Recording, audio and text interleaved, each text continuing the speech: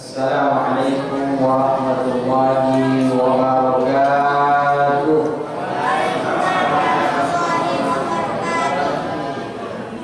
Alhamdulillah, alhamdulillahirabbil alamin, bi ni'matihi tatimmus shalihat. Asyhadu an la ilaha illallah wahdahu la syarika lah, wa asyhadu anna sayyidana Muhammadan abduhu wa rasuluh. Allahumma shalli wa sallim ala sayyidina wa maulana Muhammadin wa ala alihi wa ashabihi haqqa qadrihi wa miqdarihi azim. Subhanaka la ilma lana illa ma 'allamtana innaka antal alimul hakim. Bapak Ibu hadirin dan hadirat jamaah salat maghrib dan pengurus masjid, para tokoh masyarakat, para alim, dan kita semua insyaallah yang berada di tempat yang baik ini, mudah-mudahan setiap langkah kita menuju tempat ini dihitung sebagai pahala yang berlipat dari sisi Allah Subhanahu wa taala. Pertama-tama kita bersyukur kepada Allah atas segala nikmat yang Dia berikan, dengan kita mengucapkan alhamdulillahirabbil alamin. Mudah-mudahan dengan kita banyak bersyukur kepada Allah, maka segala nikmat yang baik, nikmat sehat, nikmat taufik dan hidayah senantiasa Allah jaga dalam hidup kita insyaallah. Kemudian selawat serta salam kita sampaikan kepada baginda Rasulullah SAW dengan mengucapkan Allahumma shalli ala sayyidina Muhammad wa ala ali sayyidina Muhammad. Assalamu alayka ya Rasulullah, assalamu alayka ya Habiballah. Mudah-mudahan dengan kita banyak berselawat kepada beliau, insyaallah kita termasuk di antara yang mendapatkan syafaatnya nanti di yaumil akhir. Amin ya rabbal alamin. Bapak Ibu hadirin dan hadirat berkat Allah Subhanahu wa taala, mari kita melanjutkan kajian kita terkait fikih, dan kita masih membahas tentang bab thaharah. Dan pada kesempatan kali ini kita masuk pada bab al-ghuslu wa ahkamuhu wa anwa'uhu, yaitu tentang mandi.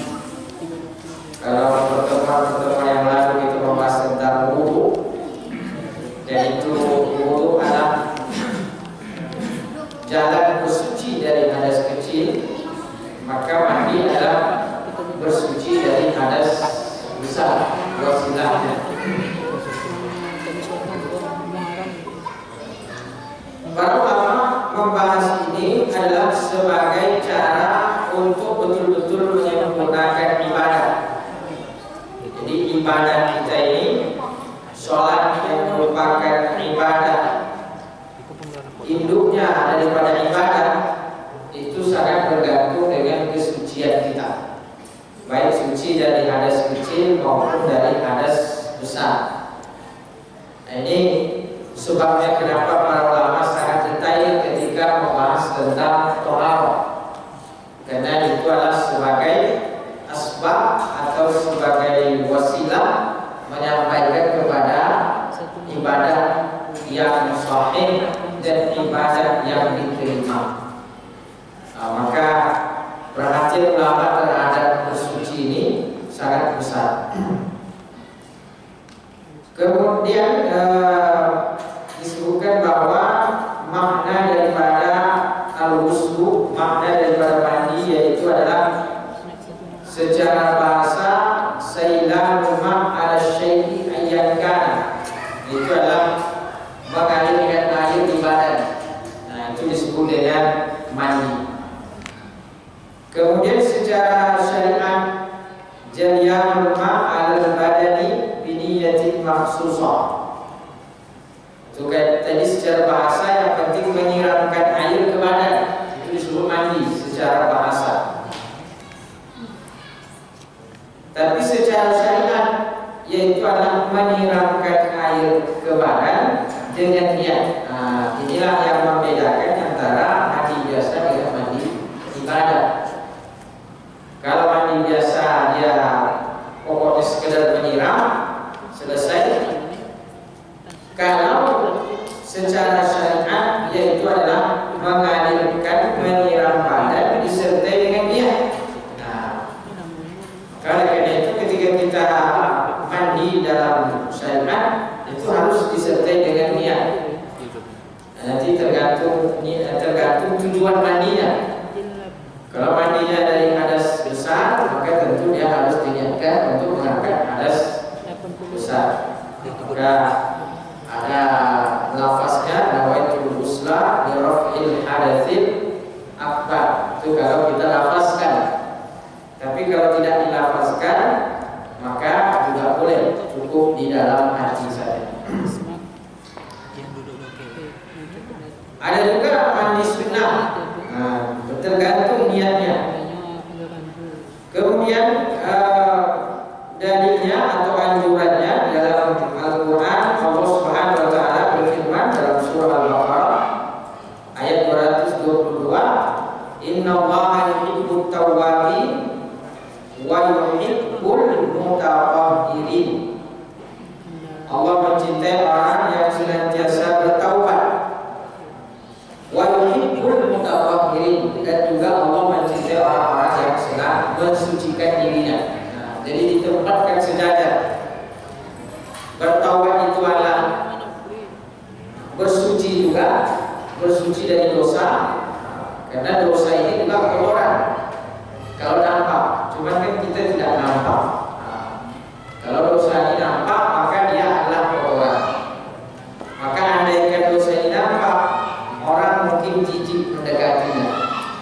Cuman karena tidak nampak, maka dia barangkali tidak membuat orang menjadi jijik atau menjauhinya. Tapi kalau dosa nampak, maka dia juga adalah kotoran. Bahkan lebih kotor daripada kotoran yang zahir. Karena kotoran ini menghalangi kita daripada mendapatkan kebaikan dunia maupun kebaikan akhirat. Kata para ulama, salah satu yang menyebabkan kita terhalang kadang-kadang oleh kebaikan dunia karena disebabkan dosa kita, atau kebaikan umum disebabkan karena dosa. Makanya ketika misalnya hujan lama tidak turun, kemarau, apa yang kita lakukan? Memperbanyak istighfar, memperbanyak taubat. Kalau ada bencana, maka kita memperbanyak taubat dan istighfar. Karena salah satu yang menyebabkan bencana ini adalah disebabkan karena dosa kita, disebabkan karena dosa manusia. Dan kita merasa bahwa ketika kita berbuat dosa atau berbuat maksiat, maka kita merasa menjadi tidak enak. Ada yang menjanggal dalam hidup kita. Maka itu berarti dosa itu adalah sebenarnya kotoran, penghalang. Jadi kalau lama-lama ya, makanya disebut satu dosa akan membuat untuk saudah di dalam hati, membuat dia titik semacam titik hitam di dalam hati, di hati kita. Semakin banyak dosa yang kita buat, maka semakin banyak titik hitamnya. Semakin banyak takutnya dia menghitam semua, sehingga hati itu tidak lagi bisa menjadi hidup. Maka itulah yang dikhawatirkan. Di dalam Al-Quran disebutkan khatamallahu ala qulubihim. Allah menutup, mengunci. Kenapa?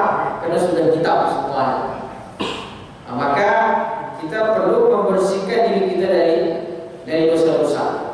Makanya Allah katakan innallaha yuhibbut tawwabin. Allah mencintai orang-orang yang senantiasa bertaubat. Nah, Allah gandengkan tidak hanya bertaubat, mensucikan diri dari yang sifatnya batin. Kalau taubat ini adalah mensucikan diri dari yang sifatnya maknawi, abstrak. Ya. Tapi kalau mandi ini bersuci secara zahir. Allah mencintai orang-orang yang mensucikan secara batinnya dengan taubat dan juga mensucikan zahirnya, di antaranya adalah dengan cara mandi. Nah, maka dengan itu para ulama mengatakan bahwa di antara hikmah daripada syariat mandi ini di dalam Islam itu luar biasa. Tidak hanya sekedar membersihkan badan, tidak hanya sekedar mensucikan, tetapi husul tsawab. Jadi ada pahala. Nah, inilah yang membedakan kita dengan orang yang orang yang sekedar mandi saja. Dengan kita sebagai muslim mandi diniatkan sebagai mensucikannya, karena Allah mencintai orang-orang yang mensucikan diri. Maka kita mandi dapat pahala, walaupun itu mandi bukan mandi wajib, mandi saja. Kalau kita niatkan untuk membersihkan diri, kemudian kita menghadap Allah dalam keadaan bersih, dalam keadaan nyaman, maka mandi kita ini dapat pahala. Inilah bedanya dengan orang yang mandi sekedar mandi. Dia hanya dapat sekedar pembersihan saja.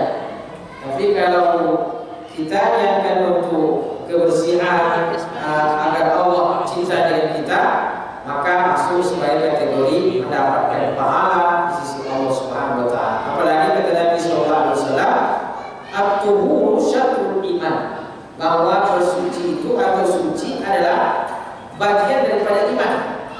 Jadi bersuci itu bagian daripada iman. Karena itu Islam sangat menganjurkan kebersihan sebenarnya. Walaupun masih ada kritik terhadap negara-negara yang mayoritas Islam, itu kalah bersih dengan negara-negara yang justru tidak banyak muslimnya. Berarti ada yang salah, bukan Islamnya yang salah, tetapi yang salah adalah umat Islamnya.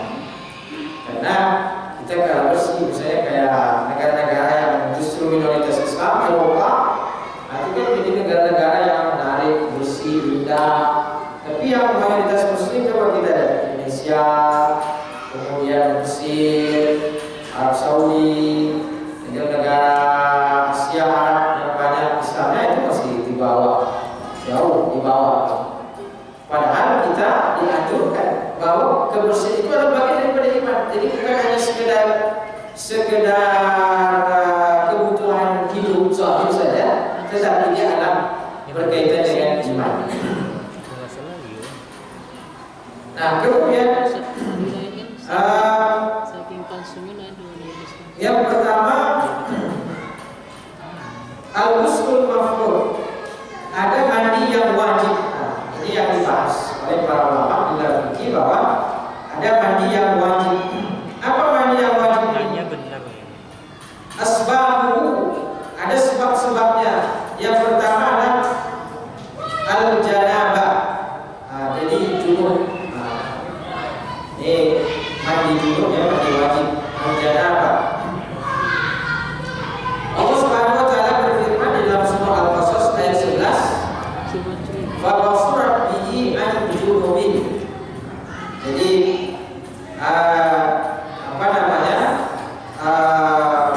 mandi janabah ini adalah salah satu mandi yang wajib. Artinya kalau orang junub lalu kemudian dia sholat, maka sholatnya tidak sah, karena ada yang menghalangi, yaitu adalah hadas besar.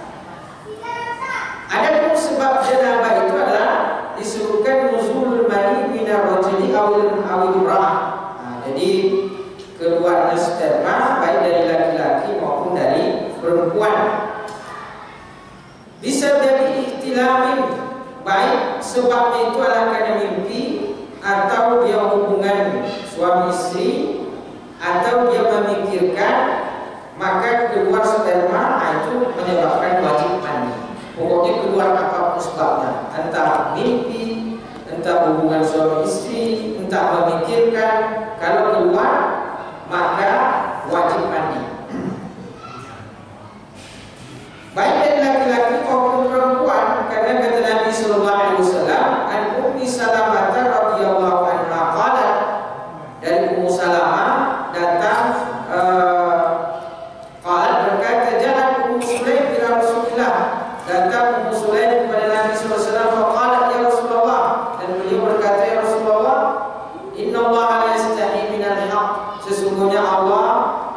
tidak malu terhadap kebenaran.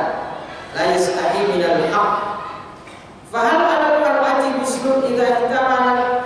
Apakah bagi perempuan dari datang seorang wanita bertanya kepada Nabi sallallahu alaihi wasallam. Pertanyaan ini masalah intim. Tapi kata yang datang bertanya ini, sesungguhnya Allah tidak malu terhadap kebenaran. Jadi kalau kebenaran ya harus di tidak ada istilah malu dalam bertanya terkait dengan kebaikan dan kebenaran.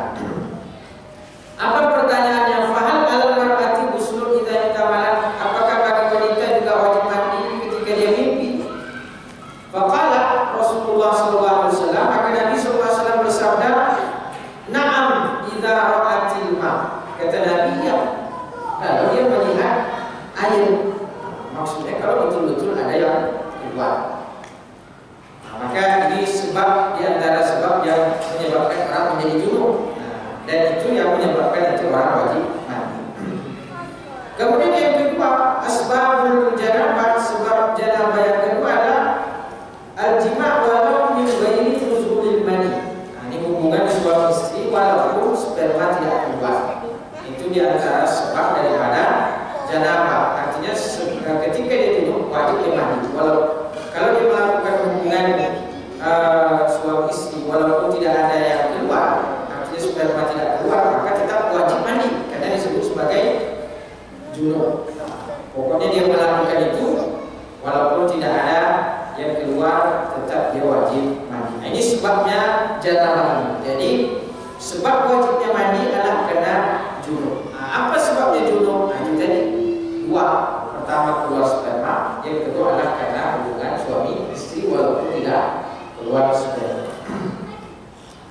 Nah, kemudian kena membahas tentang janabah. Jadi sebab pertama wajibnya mandi atau wajib mandi fardu ini adalah pertama junub. Kemudian ada hal-hal yang dilarang bagi orang yang junub. Wa yuhramu bil janabati al-umur tadi. Diharamkan bagi orang yang junub perkara di bawah ini. Satu, as-salatu fardhan. Salat fardu dilarang. Jadi orang junub dilarang salat fardu. Au naflan atau salat sunnah.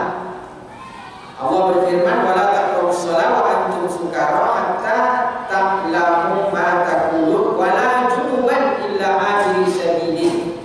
Jadi kalau lagi mabuk, ini kena dulu khamar belum diharamkan waktu itu. Jadi kalau lagi mabuk minum khamar, jangan mendekati salat dan juga jangan bagi orang yang junub sampai dia nanti hatta taghtasilu, sampai dia mandi.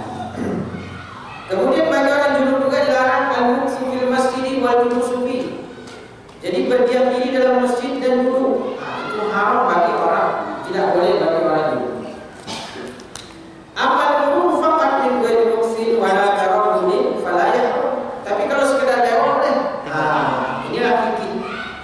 Jadi kalau orang junub masuk sana, lewat dia ambil kunci, keluar lagi, ini boleh. Tapi kalau duduknya ini tidak boleh. Kalau sekedar lewat masuk boleh. Kemudian yang ketiga, larangan bagi orang junub at-tawaf haulal Ka'bah fardhu atau nafil. Tawaf, baik tawaf fardu ataupun tawaf sunnah. Kemudian yang keempat adalah yang tidak boleh qiraatul Quran, membaca Al-Quran. Ini tidak boleh. Wala taqrabul haid walal junub. Jadi orang haid tidak boleh membaca Quran dan juga orang junub tidak boleh. Ada sedikit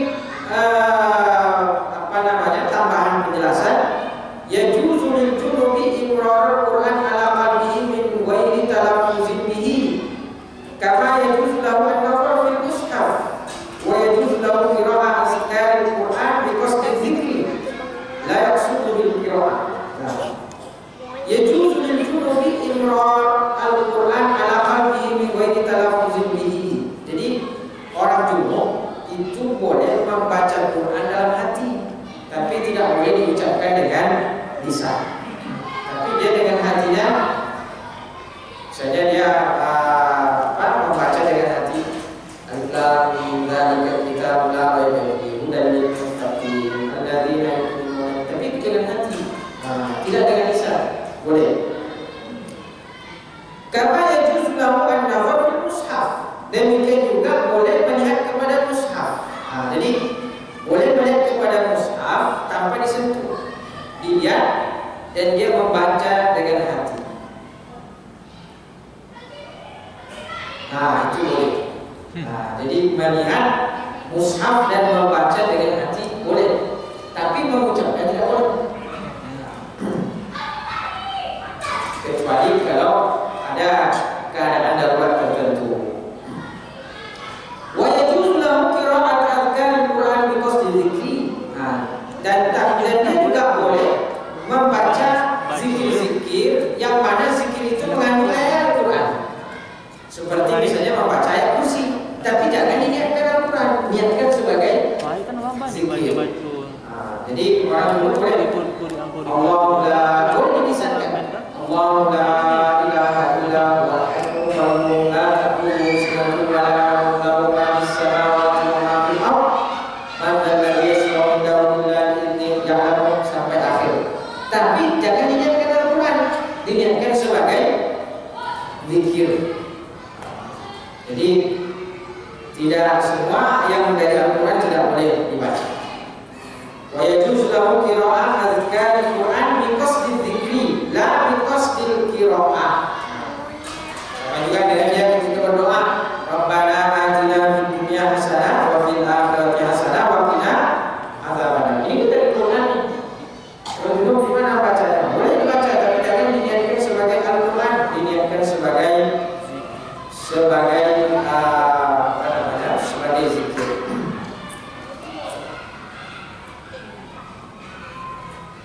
Menyentuh Al-Quran jadi sudah tidak boleh. Yajuzu lil junubi hamlul mushaf idza kana fi antiyatin aw thawbin. Tapi kalau membawa menyentuh bagi orang junub Al-Quran tidak boleh. Tapi kalau misalnya ditaruh di atas serbannya ada Quran, taruh di atas ini baru dibawa ke serban, ini boleh.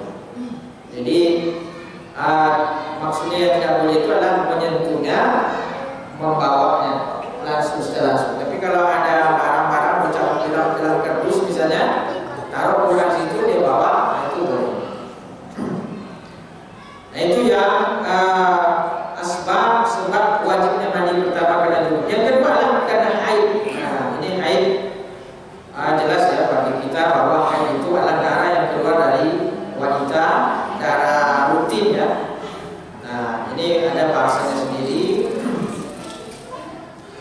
Kemudian juga istihadhah. Istihadhah juga darah yang keluar dari perempuan. Bedanya kalau haid itu darah normal, kalau istihadhah adalah darah penyakit.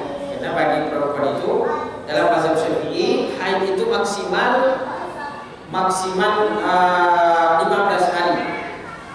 Maka kalau sudah hari ke-16 masih keluar darah, itu bukan darah haid, tapi itu adalah darah istihadhah. Maka kalau dia hari ke-16 juga masih keluar darah, maka dia mandi walaupun darah itu mengalir, dia sholat. Karena itu adalah darah istihadhah. Nah, darah istihadhah ini juga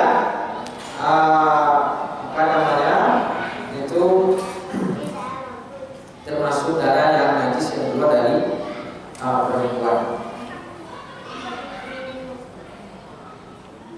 Nah juga dalam haid ini ada yang diharamkan di dalam syariat seperti sholat. Haid orang haid haram baginya sholat. Itulah keistimewaan perempuan ketika dia haid tidak wajib sholat, tapi itulah ibadahnya. Nah jadi walaupun perempuan tidak sholat ketika haid, tapi itu ibadahnya. Jadi lebih enak lagi ibadahnya, tidak sholat tapi dia ibadah. Al-muksu fil masjidi lalu kurfi, begitu juga dilarang bagi orang yang haid dalam masjid atau berdiam diri dalam masjid. Kemudian juga at-tawaf juga haram, tidak boleh. As-shaum, berpuasa juga tidak boleh. Kemudian melakukan hubungan suami istri juga tidak boleh. Kemudian yang ketiga yang mengharuskan mandi adalah al-wiladah, melahirkan. Qatabul wiladah wa la yaqimu khurujul waladi damun fa hukmu haidin hukmul janabah. Walaupun tidak ada darah yang keluar, andaikan dia melahirkan tidak ada darahnya, cuma anak yang keluar, dia tetap wajib mandi. Jadi keluarnya anak itu mengharuskan wajib mandi. Kemudian juga nifas. Nah ini semua adalah hal-hal yang mewajibkan mandi. Mandi wajib. Kemudian yang keempat yang mengharuskan orang wajib mandi adalah al-mautu, kematian. Ini wajib. Tapi dia tidak bisa lagi mandi sendiri, maka harus dimandikan. Maka kewajiban orang hidup maka disebutlah sebagai fardu kifayah. Ini asbab daripada wajibnya mandi. Idza mata muslimu wajib 'alal muslimin an tamsilu. Kalau seorang muslim meninggal, maka wajib umat Islam yang lain memandikannya. Maka ini sebab daripada sebab wajibnya orang mandi. Dan ini sudah populer bagi kita bahwa mandikan mayat itu adalah sebuah fardu kifayah. Walaupun nanti ada fikihnya tersendiri, misalnya kalau yang meninggal laki-laki siapa yang memandikan? Kalau yang meninggal laki-laki maka dianjurkan yang memandikan itu adalah dari keluarganya, mahramnya yang laki-laki. Ini ada urutannya. Kalau ayahnya maka ya anaknya yang laki-laki, atau kalau anak maka ayah boleh memandikan. Ini dianjurkan dari saudaranya yang dari mahramnya yang laki-laki. Walaupun nanti yang perempuan juga boleh. Kalau ayahnya meninggal, anak perempuannya boleh memandikan. Itu tidak tidak haram. Jadi boleh. Ini ada bahasan tersendiri. Mungkin nanti lebih detail kita bahas terkait dengan di bab tentang memandikan jenazah. Kalau di sini kan babnya adalah tentang asbab atau sebab wajibnya mandi. Termasuk yang antaranya adalah orang meninggal. Nah, kemudian selain daripada ada yang mandi wajib, tadi itu adalah mandi-mandi yang diwajibkan di dalam syariat. Mandi janabah, mandi haid, mandi nifas, mandi melahirkan, mandi karena mati atau mandi karena wafat. Mandi karena meninggal wajib. Selebihnya adalah mandi yang sunnah. Ini banyak di dalam fikih mandi yang disunnahkan. Yang pertama adalah ghuslul Jum'ah, mandi hari Jumat. Sebagaimana hadis Nabi sallallahu alaihi wasallam, "Idza arada ahadukum an ya'tiyal Jum'ah falyaghtasil." Apabila seorang di antara kalian ingin mendatangi salat Jumat, maka hendaklah dia mandi, falyaghtasil. Ini sunnah. Wal amru lin-nabi, perintah di sini adalah menghendaki sunnah. Falyaghtasil, kata Nabi sallallahu alaihi wasallam, kalau ingin mendatangi salat Jumat, maka hendaklah dia mandi. Perintah ini, tapi perintah di sini tidak menghendaki wajib. Perintah di sini menghendaki sunnah.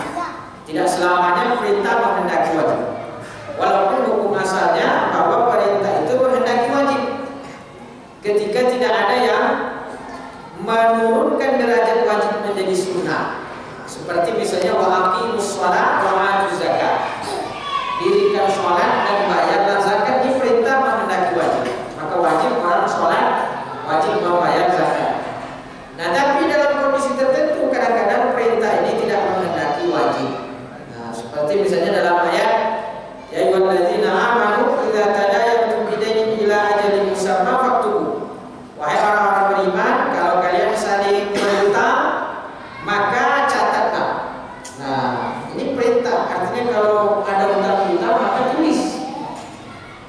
Maka kata para ulama di sini mencatat hutang-hutang, walaupun di ayat ini perintah tapi tidak wajib. Nah, jadi kalau kita ada hutang-hutang tidak wajib mencatat.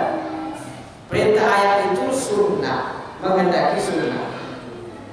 Siapa yang tahu bahwa perintah ini menghendaki wajib, menghendaki sunnah? Para ulama. Maka disinilah pentingnya kita mengkaji fikihnya para ulama. Karena ulama lah yang tahu mana yang perintah menghendaki wajib, mana perintah yang menghendaki sunnah. Kalau kita tidak tahu. Nah, maka di dalam hadis ini walaupun Nabi SAW memerintahkan orang yang ingin pergi sholat Jumat untuk mandi, tapi kata para ulama al-amru huna lin-nabi, perintah di sini menghendaki sunnah. Kemudian juga mandi sunnah adalah ghuslul idain, mandi di hari dua hari raya. Wa yusannu ghuslu yawma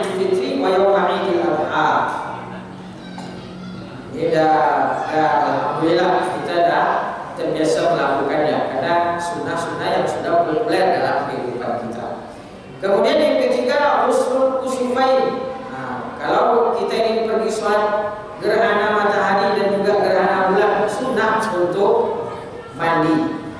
Usul kusufain, sholat kusuf dan khusuf. Kusuf itu adalah gerhana matahari, khusuf itu gerhana bulan.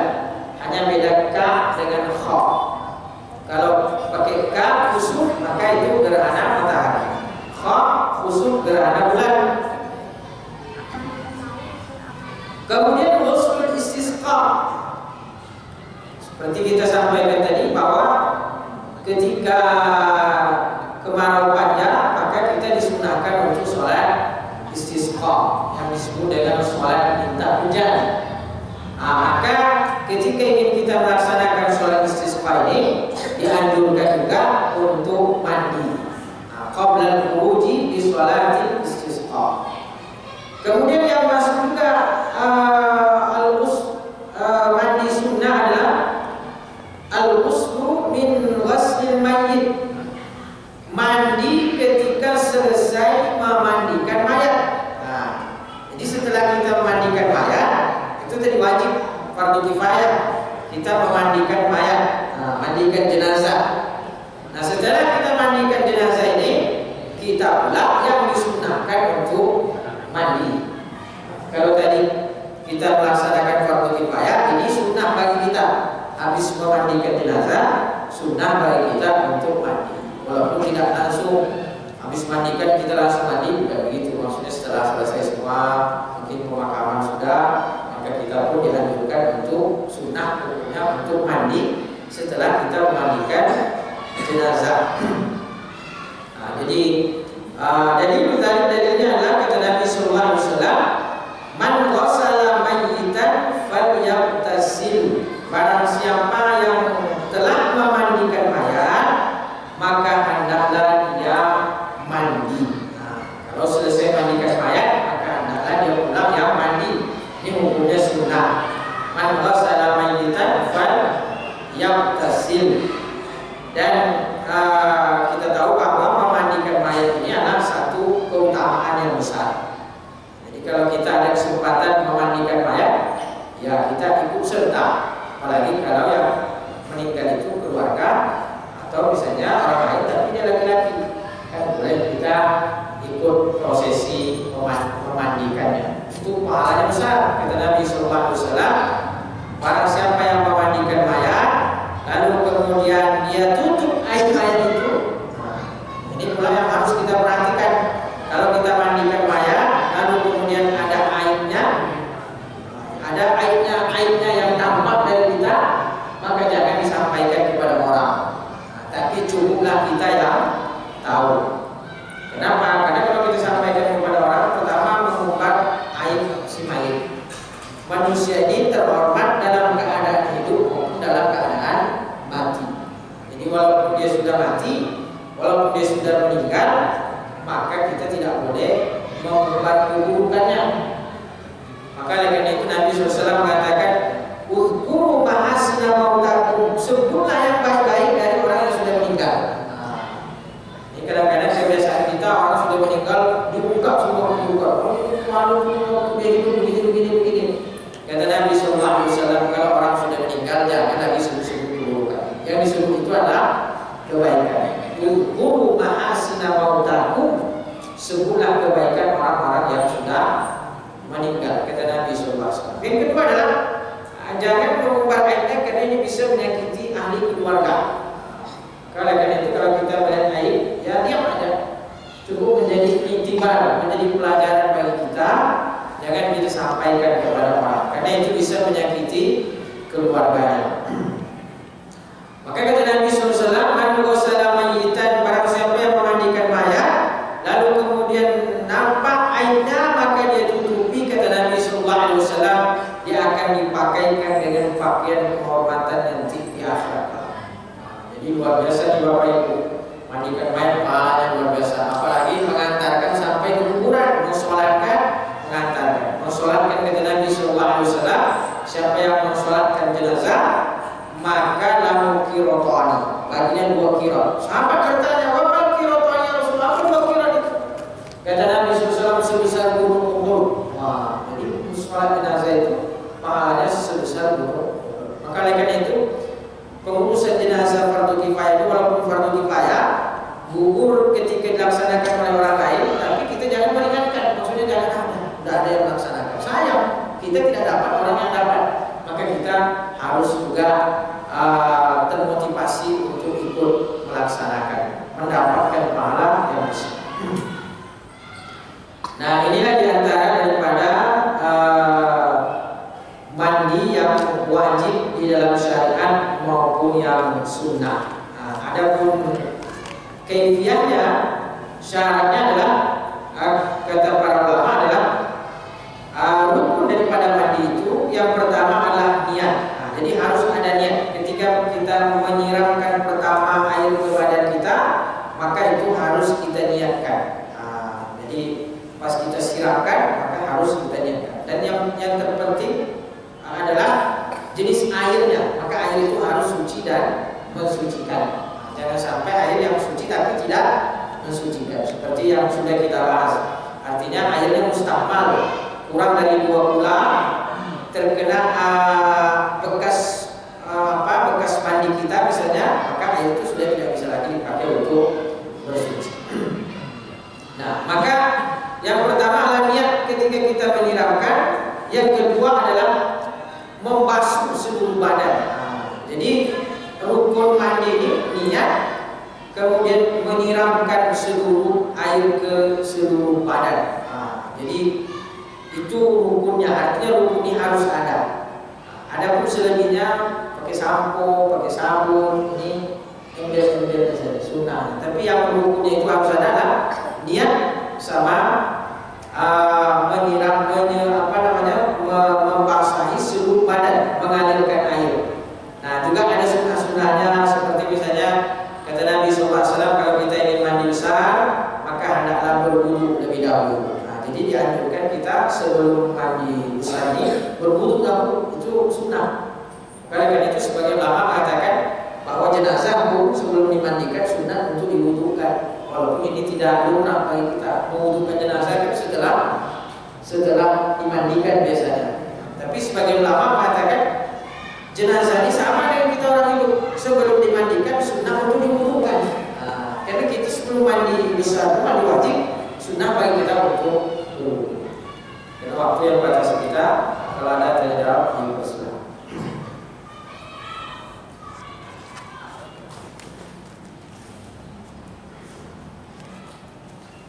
Silakan kalau ada yang mau bertanya.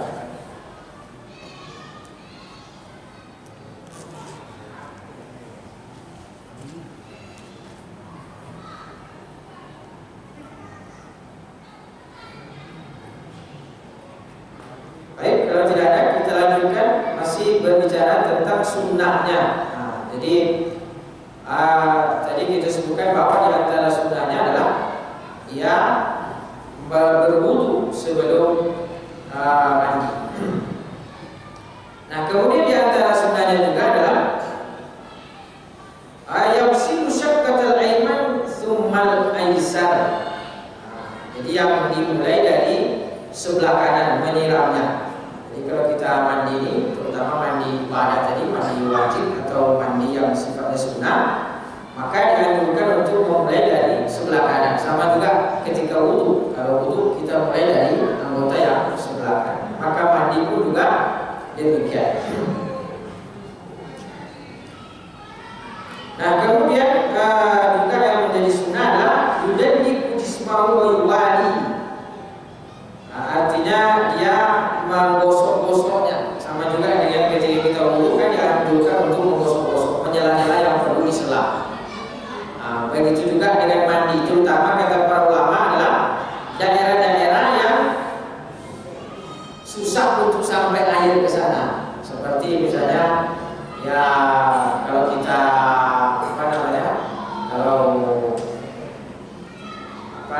kalau kita agak-agak suspek ya, perutnya ada yang berkotak-kotak, nah itu kata para ulama dianjurkan untuk digosok-gosok di dalamnya. Atau misalnya daerah-daerah yang susah sampai air, misalnya di ketiak kita ini kan agak susah, maka kita gosok-gosok. Itu itu andal.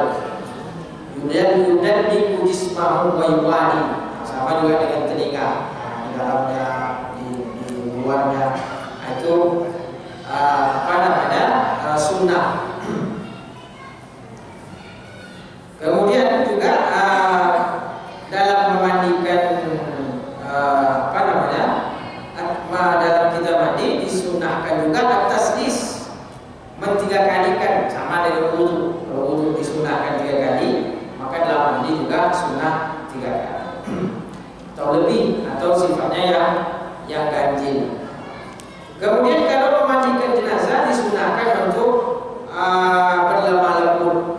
Jadi kalau memandikan jenazah ini ada fikih khusus, dia ada bahasanya tersendiri, karena dimulai dengan apa namanya, yang bisa juga tadi yang sunnahnya mulai dengan mewudukan, kemudian menekan perutnya, membuang kotorannya. Ini kalau mandikan jenazah ini dia ada fikih khususnya Bapak Ibu. Ini fikih agak mendalam sedikit kalau mandikan jenazah, karena kita mensucikan orang yang wajib mandi. Dia wajib mandi, jadi maka oleh karena itu orang-orang yang memandikan jenazah ini dia betul-betul harus paham fikih mandikan jenazah, wajib dan sunnah-sunnah. Baik, sudah azan, kita cukup sekian kajian kita, mudah-mudahan bermanfaat bagi saya dan kita semua, insyaallah. Terima kasih dan mohon maaf atas segala